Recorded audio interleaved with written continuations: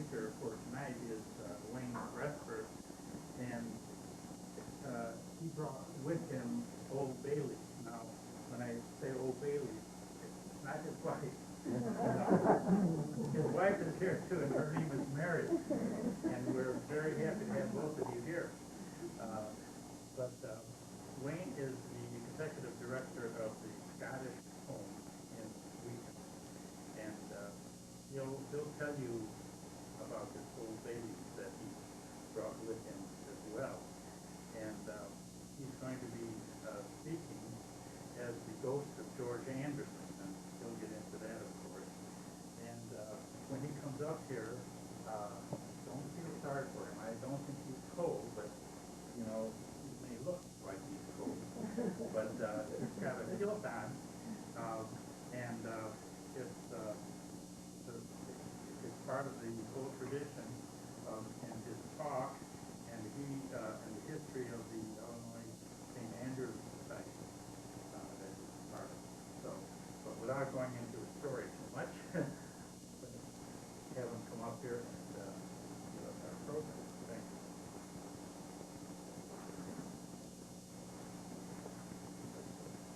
Thank you very much. My name is George Anderson. I was born in Glasgow, Scotland in 1813. I came to the city of Chicago in 1845, and I died October the 30th, 1887, and I'm buried with my family in Oakwood Cemetery on the south side of Chicago. I want to talk a little bit about the city of Chicago. When I first arrived, population was less than 10,000. There was no sewer system. In fact, all the sewage went into the Chicago River. There was no central water supply. What water we had to drink came from wells or it came from Lake Michigan. There was no paved streets, no sidewalks. The city was either dust or mud. In the summertime it was dust, in the wintertime it was mud. Chicago, is built on a swamp with all the problems that go with a swamp in terms of the soil, the mosquitoes, the building problems. In fact, during the rainy season, an Indian with a canoe could go all the way overland from the city of Chicago out to the Des Plaines River, which is about 15 miles, showing you how swampy it was. I'll give you the joke of the day, show you how muddy and swampy Chicago is. On State Street, a man is seen from just his shoulders up. And a fellow standing on the sidewalk says to him, "Do you need some help?" And he says, "Oh, no, I'm fine. I have a good horse under me." Not very funny, but it illustrates, I think, the fact that Chicago always had a terrible reputation for mud. Stagecoaches, horses, ladies in long dresses, they fought mud constantly during the city of Chicago. There were a few Scots living here then. Not sure why they came. It was a long journey from Scotland. Very difficult, very arduous trip. Cost a lot of money. And I'm not sure why they came to Chicago, but there was a handful of Scottish people living in the city when I arrived in 1841. A man was here by the name of George McClellan. He was a captain in the United States Army. He was on his way to the Mexican War and finally the Civil War, but of course he didn't know it at that particular moment. He came to Chicago to work on the harbor because just outside the harbor was a huge sandbar. In fact, it was so big that it actually diverted the river, and the entrance to the river was down by Grant Park until they got rid of the sandbar. So McClellan was here working on the sandbar, trying to open up the harbor as a young captain. As we approached St. Andrew's Day, which is October the 30th of every year, he thought it was a good idea to get the Scotsmen all together. And so he issued a call that all the Scottish men, no ladies invited, sorry about that, should gather at the Lake House Hotel and celebrate St. Andrew's Day.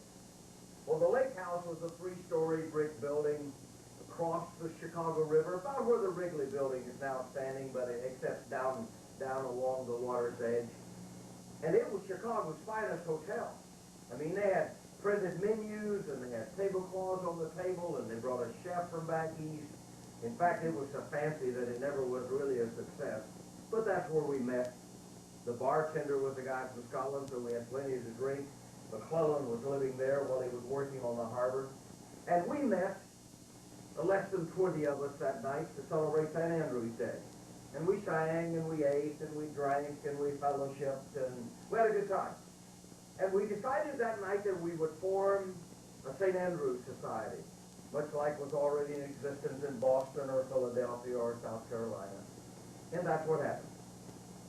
On January the 26th, 1846, 17 of us met again at the lake house, and we began an organization that still exists. There were 17 there, 16 were elected officers, and one guy went away angry. I have to think that must have been McClellan, who knew he wasn't going to be long in the city of Chicago anyhow, and therefore didn't take an office. I'm sure they would have made one for him if he had wanted to stay. So we began an organization that now is almost 150 years old. And the purpose of the organization was to take care of the Scottish immigrants. We had the city divided into 3 sections, north, south, and west. And it was our job to find Scottish families who were in need. And when we found them, we took them food and clothing and wood for the winter, got them housing, kept the kids in school, found them jobs, gave them medical treatment, whatever was necessary to take care of the Scottish family. We were sort of a localized Red Cross. It was a wonderful work. And I was involved in that work for 40 years until the day I died. It was the one central thing in my life. We had a mission statement. And our mission statement was that no deserving person of Scottish descent seeking aid would ever go hungry or homeless or be buried in a potter's field. To take care of that last statement, we went up to Rose Hill Cemetery on the north side a year before it opened, and we bought a huge plot of land right at the very entrance to the cemetery. And tonight there are more than 200 Scottish men and women and children who are buried in Rose Hill Cemetery, who otherwise, without the good graces of the St. Andrew's Society, would have ended up in a potter's field. If you read my obituary, you would note that I was an early day supporter of Abraham Lincoln, and that in the Chicago area I had a small amount of fame in giving speeches against slavery. I gave my oldest son, Alexander, in fact, at the Battle of Memphis. He's buried in the family plot in Oak Woods. In 1871, I was now 58 years old. I was a postmaster on South State Street. 22nd and South State Street was a post office, and that's where I worked. I was so angry, however, at the election of Grover Cleveland that I quit my job. I couldn't understand how anyone could have voted for Grover Cleveland, and I absolutely refused to serve in his administration, and so I resigned. I quit, being the stubborn Scot that I am, and I decided I would go back to Scotland to visit. I'd not been home now in 40 years. And my one goal was to go back to my homeland and visit one more time before death overtook me, and that's what I decided to do. Before I left, my friends in the St. Andrew's Society, which numbered, I have to tell you, some of the wealthiest men in the city of Chicago, Cyrus McCormick, Philip Armour, John Crayar, were all Scots, and were all members of the St. Andrew's Society. They were extremely wealthy men, and they were the ones who supplied the money that let the rest of us go out and take the food and the clothing and pay the rent and get medical care for the rest of the Scots. They gave me a farewell party, and they presented me with some very wonderful gifts, and they wished me Godspeed on my journey. I want to leave George Anderson now on his trip to Scotland. He went through England and traveled through England and went back to Scotland and traveled his homeland. And I want to leave him over there for a while and bring you back now to the city of Chicago. It was a long, hot, dry summer, that summer in '71. They'd had very little rain. And those 300,000 people living in the city were in constant fear of fire. The prairies west of town, which stretched out as far as the eye could see, were often ablaze with fire. And the inhabitants of Chicago lived in daily fear that something terrible was going to happen to them. Because you see, it was a wooden city. All the houses were wood. The streets were paved with wood. The sidewalks were wood. They burned wood for fuel. I don't know if you knew it or not, but at that particular time, Chicago was the largest producer of wood products in the entire world. All up and down the north and south branches of the Chicago River were these huge lumber mills, and there was stacked lumber everywhere. And ships were tied up in the river, all loaded with lumber, dry as timber. And so the people knew that they were living on the verge of something terrible happening to them. The fire actually began on Saturday in the western portion of the city. It consumed about 4 blocks. The firemen had worked long and hard and put that fire out, but they were tired and exhausted, and some of their machinery had broken. And when they went home that night, they prayed that God would not send another blaze along. But you know what happened. About 9 o'clock on Sunday evening, back behind the O'Leary's house in a barn, a small fire started. Now, I know the story that Mrs. O'Leary went out to milk her cow, and the cow kicked over the lantern and caught the hay on fire, and it started.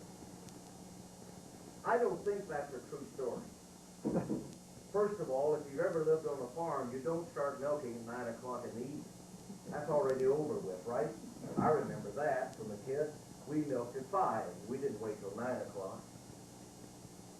Mrs. O'Leary had several kids, one of which was a man by the name of Jim O'Leary. Big Jim O'Leary was his nickname. He was a gambler and a politician, which seems like a very nice combination for Chicago, doesn't it? Those two sometimes go together. He would later say that the fire actually started because some kids were out smoking in the barn, and they accidentally caught the hay on fire, and it all began. Sounds more reasonable than having a cow kick over the lantern. It was a strong southwest wind blowing, maybe as much as 30 or 40 miles an hour. They called it a devil wind. It took the flames and began to move them from one house to another, from one street to another, from one block to another. By 11:30 that night, it had crossed the river at Van Buren Street, and laying out before it now was the whole downtown section of the city of Chicago. And everything was lost. The courthouse is about where the courthouse is today. On top of it was a cupola with a walk-around. And on that walk-around there was a fireman station, 24 hours a day, who had just one duty, and that was to look for fire. He walked around this thing in shifts looking for fire. He saw the fire all right when it first started, but he thought it was in the old district that had burned, the 4 blocks that had burned earlier, and when he sent the fire department out, he sent them to that area they had previously been to. By the time they realized the mistake and got to where the actual fire was, it was already too late. In fact, I don't think anything could have saved the city. They didn't have the modern kind of fire equipment that we have today, of course. Things were horse-drawn, and there was a shortage of water and pumping equipment. There's just nothing could have saved the city. It was ready to go. It destroyed the very heart of Chicago. 4 miles long, 1 mile wide. 1,688 acres. 28 miles of block paving. 121 miles of wooden sidewalks. The fire was so hot that it literally melted the water mains that were below ground. Someone has estimated that the flames near the heart of the fire probably reached 3,000 degrees. I don't know how they reached that decision, but that was something I've read. Buildings literally exploded. Those of you who are my age, and I look over the crowd, and some of you are, We'll remember the pictures of the atomic bombs and how the buildings just sort of exploded and disintegrated. That's what happened to Chicago at the height of this fire. Bricks melted. Buildings just seemed to fall and be destroyed and disintegrated within just a moment of time as it all swept northward across the city. The gasworks blew up with a tremendous explosion. It didn't spread the fire much any further, but it was a tremendous explosion. And those 300,000 people living in the city of Chicago knew that all hope was lost. And they fled northward, they fled southward, they fled west out into the prairies. Many of them ran to the lakes and stood in the water. And of course, with all the burning embers and the wind and everything that was around them, that really wasn't the safest place to go. The lighthouse that was out there almost caught on fire from the embers that were blown about. The fire just consumed everything within its sight. Think about it for a moment. Every major hotel, every theater, the courthouse, the post office, the huge grain elevators, the railroad depots, the thousands of homes that were in the heart of the city, everything was gone, literally in just a moment of time. The newspaper says that I have the only eyewitness account of the Great Chicago Fire, and that really is not absolutely correct. What I have is a description that's never been published. It was written by a Scottish man. Could have been written by George Anderson. He obviously had some writing skills. I don't know who wrote this. This appeared in the 1872 annual report of the Illinois St. Andrews Society, and it's an eyewitness account of the fire. I won't insult your intelligence to read it all to you, but could I just read a portion of it? Because it describes it far better than I could ever do. From the numerous dispatches received, it appears that there were two fires. The first broke out in the western division of the city and consumed 4 blocks before it was extinguished. On Saturday night, October the 8th, about 10 o'clock, another fire commenced not far from the ruins left by the former, and the flames, urged by a strong southwest wind and fed by blocks of wooden buildings and miles of wooden streets, rushed with irresistible fury over the river through the very heart of the city, leaped the Chicago River a second time, and with widening current, sweeping everything before them until their course was stayed by the waters of Lake Michigan. Then the wind changed to the north, and the southern portion of the city was threatened with destruction. During the whole of Saturday night, all day Monday and Monday night, the fire continued to burn, and it was only on Tuesday morning that its progress was stayed. Men who were millionaires are penniless today. But more terrible than all this is the awful certainty that many human beings have perished in the flames. How many? No one can tell. Perhaps no one will ever be able to tell. But it is known that some have perished, and there is only a heart-sickening fear that the victims of the fiery monster may be counted by the score. Hundreds of horses and cows have been burned in stables, and on the north side, numbers of animals, though released from confinement, were so bewildered and confused by the sea of fire which surrounded them that they rushed wildly to and fro, uttering cries of fright and pain until scorched and killed. A few minutes sufficed to destroy the most elaborately built structures. The walls melted. The very bricks were consumed.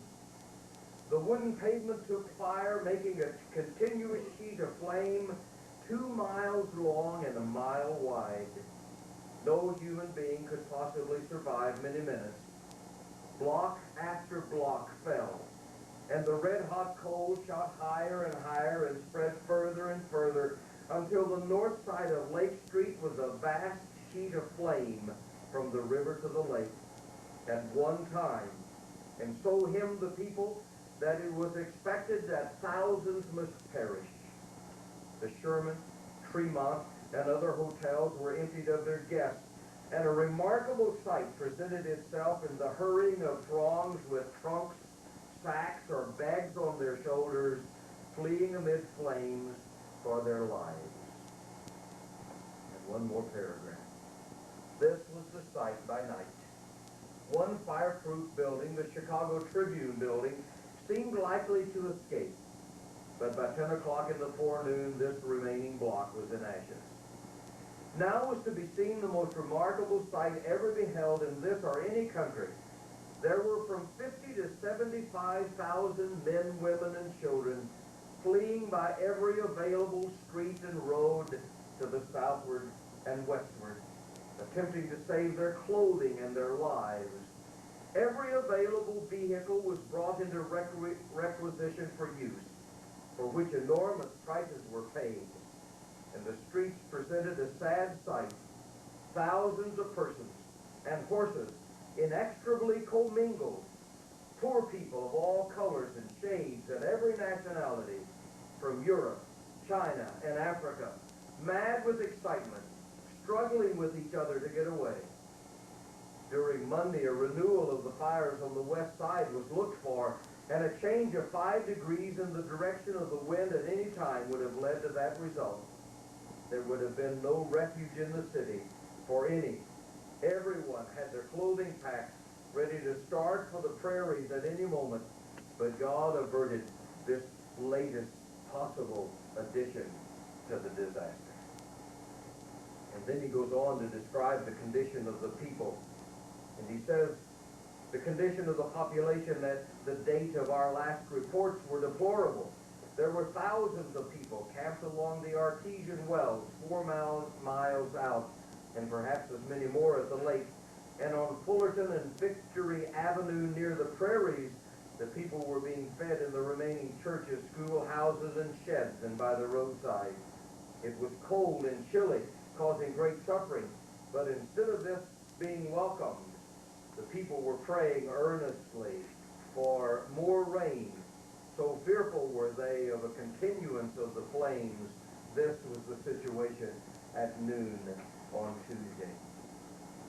There are lots of stories about the fire. The editor of the Prairie Farmer, which is an old magazine that may still be published, I'm not sure, he lost his 2 teenage girls and couldn't find them. And in his search for the girls, he became so excited that he literally became insane. He spent the rest of his life in a mental institution, and the girls were fine. They were perfectly safe. A family of 6, an Oriental family, fleeing northward from the plains with small children and an elderly grandmother. The elderly grandmother was an invalid, and they were having trouble taking her and the kids and keeping ahead of the flames, and they were crossing the last bridge across the river. And they had to make a decision. Was it better to leave the grandmother behind and let her die in the flames? Or was it more humane to drop her over the river and let her drown in the Chicago River? Tough decision. I've always been consumed about this idea of the Grand Pacific Hotel. It stood where the Continental Bank now stands downtown, except I guess the Continental Bank will have a new name change before long. It was a 6-story building, olive-tinted Ohio sandstone. It had a place where you could drive the carriage in and get out of the weather, and there was a huge glass dome over this entranceway. They had what they called an electric annunciator attached to all the 500 rooms, so if you had a message down at the desk, they could call you in your room, a new modern invention. They also had what they called a vertical railway to connect all the floors. We call it an elevator these days. The hotel was ready to be opened on Monday morning. All the rooms were finished, lavishly decorated. The dining room was set. Fine china had been brought from France. Everything was in readiness for the grand opening on Monday morning, and the hotel was totally and completely destroyed before it ever admitted one single guest. And on the stories go. There were lootings, there were robberies, there was drunkenness. Men would break into the liquor stores and the saloons and take the booze and stand out on the street and drink it until they were absolutely gone, and then would jump and yell and scream at the flames as they grew nearer. It was almost a mad frenzy of 100,000 people trying to escape their doom. I have a list of Scottish losses, and Mary and I, of course, have been interested in what happened to Scottish people. And let me give you some of these just to give you some idea of what people lost. And you'll have to remember now, these are 1871 prices. Robert Hervey, who had a condominium on Michigan Avenue, lost his valuable law library. Thomas Dougal, who had a soap factory on Elm Street, lost it all. As did Hugh Ritchie, who had a soap factory on Grand Haven Street. James Thompson lost 9 houses and furniture at Wells and Dearborn. John Alston lost his paint company at 172 Randolph, valued at $200,000. Mr. Barnett lost his brass foundry at Franklin Street. William Henry, a watchmaker, lost his stock. Alex Murray, a plumber, lost $3,000. Hugh Cooper, a tailor, lost his stock and furniture. Thomas Hasty lost boots and shoes and stock and $60,000 in United States government bonds, which he could never replace again.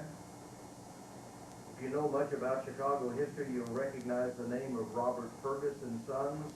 They lost their printing house and residence, value $75,000. John McGlasson lost his furniture store. Fred Smith lost his agricultural instrument making company. William Dale, a druggist, lost his stock valued at $10,000. Cyrus McCormick, what a great story Cyrus McCormick is. He lost his huge plant where the Reaper was being built just across the river where the Tribune building now stands. I have to go back now to get George Anderson. George had been traveling through England and Scotland. He'd gone back home to Glasgow to visit his family. And he has made his way northward to the little city of Paris, along a beautiful river. Mary and I were there 2 years ago. And he had gone to visit the old castle. And after he'd made the tour of the castle, someone said to him, "Would you like to see the armament and the curiosities that are down in the basement?" And he said he would. And they took him downstairs where there was armor and various other things that I'm not sure what he saw. Mary and I tried to find the castle when we were in Perth 2 years ago, and none of the people really was sure which castle he was talking about. And they're wandering around all of these things down in the basement. And he sees on the wall a ram's head. And he says half aloud, almost to himself, and to his guests who were with him, "If I could find a ram's head like that, I would have it adorned with silver and give it to my friends in the Illinois St. Andrews Society back in Scotland." And he had scarcely uttered those words until either a man by the name of Bailey or a man whose position was a bailiff in a court took the ram's head off the wall and handed it to him. And George Anderson brought it back to the city of Chicago, and believe it or not, I have it right here, covered up in the ancient Anderson tartan. George happened to live on the south side. You know where the Douglas Monument is? If you go up Lakeshore Drive, along about 35th Street, you can see the large Douglas Monument. That was the area that George Anderson lived in. And of course, he escaped all the fire. The ram's head escaped because he had the ram's head at his house. Because his plans were that when the St. Andrews Society met on October the 30th for their annual dinner, he would give them the ram's head. In between all of that came the disaster of the fire. The St. Andrews Society met after the fire on October the 30th, as they always did, as we just did this last year. In fact, now for 148 years, Scottish people in Chicago have been meeting. We met at the Chicago Hilton. about 700 of us, and enjoyed an evening the same as they did in 1845. And they had their dinner that night, but it was all different. Their world had been destroyed. Their businesses were gone. Everything was lost. And those men who had been millionaires a few weeks before were now, as he says in the writings, penniless. But they ate and they drank. And at the appropriate time, George Anderson said, "I have a presentation I want to make to you." A man by the name of John Marshall was the president at that time. He had been a general during the Civil War and was serving as the postmaster of Chicago. And he said to him, "I'm going to give you something, and every New Year's Day, you have to have this on your dining room table. And every time the St. Andrew's Society meets at its annual meeting, you have to have this thing present." I'm going to show you the rat there. He's a terribly ugly thing. But just because of who he is, he's wonderful. He's adorned with silver, Cairngorm stone. He's really a humidor. He has wheels on the bottom, and at the annual banquet, they would wheel him along the table, and you could either have a cigar, or you could have a pinch of snuff, or you could pat him on the nose for good luck and pass him along to the next guest. It's my pleasure. I don't know how old he is. He's now more than 100 years old, we know. But it's my pleasure to show you now Old Bailey, the mascot of the Illinois St. Andrew's Society. Isn't he a beauty? And when you come up after a while to see him, you will note that this is presented by George Anderson to the Illinois St. Andrew's Society as a token of his love and esteem, and it's dated October the 30th, 1871. He escaped the fire only because he lived on the south side. If you like a pinch of snuff, you open this lid. If you would like a cigar, you can have a small one back here. I don't guarantee that they're still any good, but you can try one. Not everybody, I have to tell you, was unhappy about the fire. Shortly after the fire was over, the newspaper received a letter from a veteran of the Confederacy. And he wrote these words: "I feel a deep interest in the misfortunes of your city, and would fain to help you all I can. And yet, do you know, we owe it, some of my friends and I, to the implacable temper of Chicago troops during the war, that we are now exiles, impoverished and struggling, far from the sepulchres of our father, and without a single heirloom sacred to past affections spared us. It was a Chicago soldier who threw into the flames the likeness of my mother, and tearing a box of invaluable literary memorabilia from the person who held it, consigned the box to the same flaming bed." This man had seen the burning of Atlanta and had lost all that was dear to him, and he thought Chicago was only getting its just reward. Some people thought that God had judged Chicago because of their sin, and the fire came as a judgment from the righteous one. St. Louis, even though they sent aid, was sort of glad in a way, because there was a lot of rivalry between St. Louis and Chicago, and St. Louis thought, well, now we are at last going to be the greatest town on the Mississippi. And they were wrong, of course. I guess putting the city together is probably as great a story as it is of its birth. Can you imagine? Everything was done by hand. All the bank records, all the deposits, all the checks, all the records at the courthouse were all done in hand. There were no computers. You've seen that gorgeous handwriting those people were able to do? All of that was burned. Every mortgage, all your money in the bank, the records to your property was all destroyed because the courthouses, everything was lost. You know, of course, many of you know that you can't go back past 1871 in Chicago and get either a death certificate or a birth certificate because the records were all gone. How did they ever put that city back together again? Well, that's a great story that somebody should tell you someday, I guess.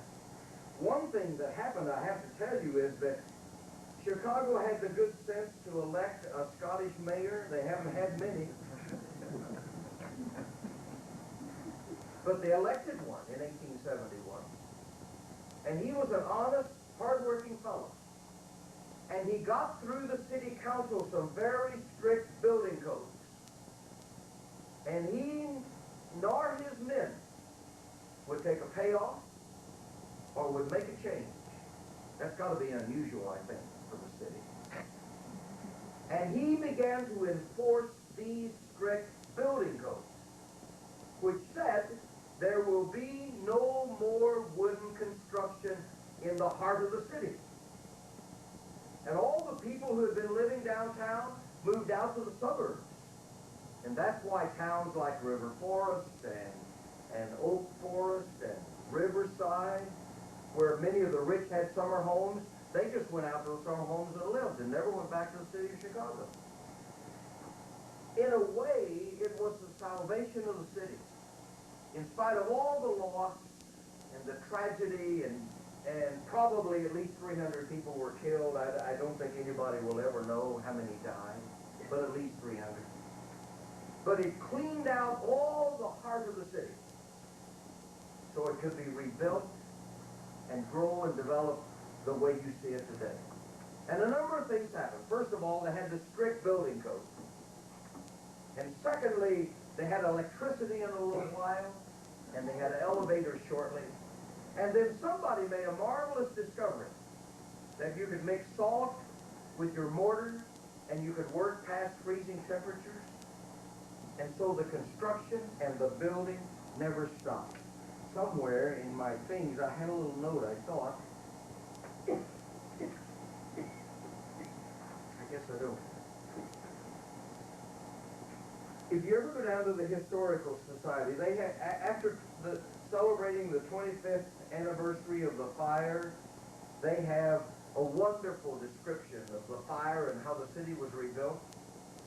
And one of the statements in that newspaper is this: there was built and completed in the burned district of Chicago a brick, stone, or iron warehouse every hour of every working day during most of 1872. Can you believe that? Every hour of every day, there was a new building that was completed in the city of Chicago. Well, in fact, by the World's Fair, 1893, the city was totally rebuilt, totally restored, and they held the World's Fair along the lakefront to show the world what had happened in just a short period of time. The resurrection of Chicago is almost miraculous, I have to tell you, in view of everything that was happening. Well, I know my time's up. Nobody set a time limit on me, but it was suggested maybe 30 minutes, and I think I've talked 40 now, and I think I'll stop. I'm not an expert on Chicago or the fire. I'm just sort of a layman. Mary and I have been working on Scottish things for about 7 years, and we're in the process now of putting all of our information together in a book that will be finished in January of 1994, a year from now, and will be published that summer by Kendall Hunt. What is this, 94? Thank you very much. I'm not confused, am I? 1 year from now, we'll have our writing finished, and it'll be published by the Kendall Hunt Publishing Company in Iowa. And the story of the fire will be there. But more than that, the story of Scottish men and women in this nation, and especially in Illinois, but especially the city of Chicago. Scottish people have never really gotten credit for what they have accomplished, and we hope this book at least will do part of that. If you ever get to the Scottish Home is located in North Riverside. Mary and I live in Wheaton. If you ever get to the Scottish Home, which is a small retirement home for people of Scottish descent, stop in and have a cup of coffee. And down in our basement, we have the Scottish American Hall of Fame, and there are some 200 plaques on a wall there recognizing the contribution that Scottish men and women have made to the development of the country. We've been presently working on Cyrus Hall McCormick, and that's the most wonderful story, I think, of a Scottish man and his invention and what it meant to the development of this country. We're extremely proud of our Scottish heritage and what Scots have done. I'm very proud of the Illinois St. Andrews Society for what they've done. They, since 1900, have operated a home for elderly Scots, and our fundraising efforts and our endowment fund now go to support the home. We take care of 13 people entirely on charity at a cost of about $30,000 a year for each of them, and all of that money is donated and contributed by Scottish men and women in the city of Chicago. They're a great group of people. They're not tight or stingy in spite of what you hear, which was really started, you know, by a comedian who made a tour of the United States, and who was our comedian that was always so tight? Jack Benny. Jack Benny, thank you very much. He started telling Scottish stories about how tight they were with money, and so that idea has come down to the present, but it really isn't true about them. They're a wonderful group of people. Anybody have a question you'd like to ask or a comment? Yes. What was the name of the Scottish mayor of Chicago? Medill. Medill. Oh. Joseph Medill. He served 1 year. It broke his health. He worked night and day, and so great was the pressure that he resigned after 1 year and really spent the rest of his life as a broken man. But he did a great service because he refused to let them not build according to the code. Well, he was also a publisher, wasn't he? He was a publisher of the Times or the Daily News. You're right. Okay. I didn't know that. I'm sorry some of you have come in late. You had another meeting? This afternoon, Tim, Joe, and I watched the 1937 film of Chicago, Yes. which is supposed to be the story of the O'Leary family. Yes. Was there ever an O'Leary that was in office?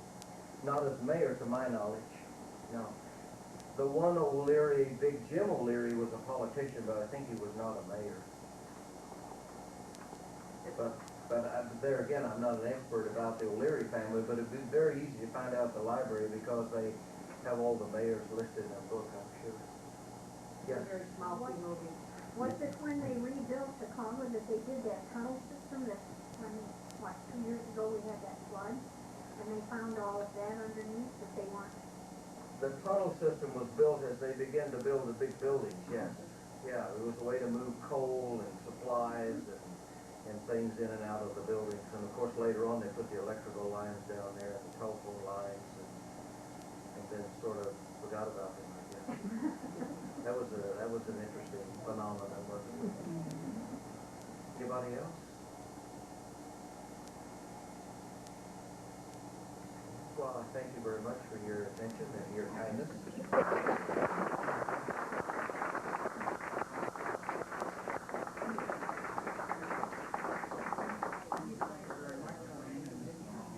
Mary, thank you for coming out.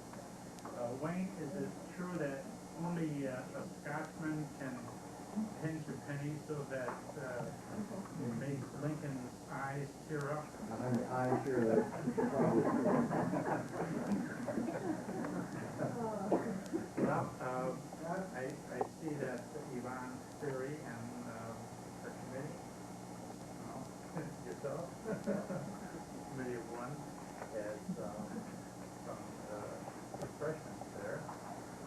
We're going to invite you to come up here and look at the Ramstead and talk to Wayne again, and we'll just have some refreshments. Is there anything else for the good of the cause that we just happen to overlook? Well, at that, I'm going to ask for a motion that we adjourn.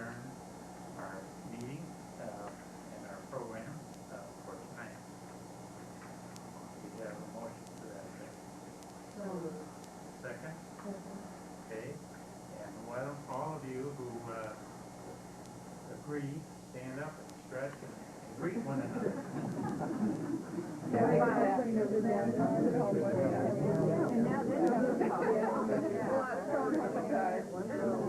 Did you ever have to read this kind of? That's really interesting. It is.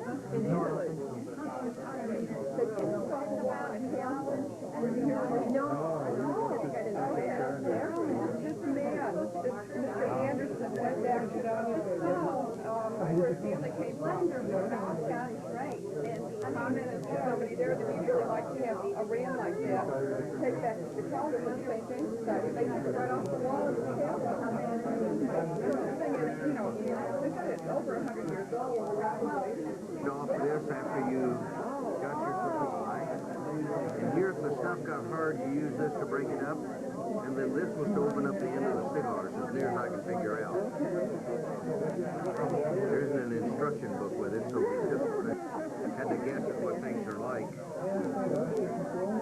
Let me see if I can get the recording on the... I don't know. I mean, video. Oh, it's hard to answer. No, there's so much reflection there.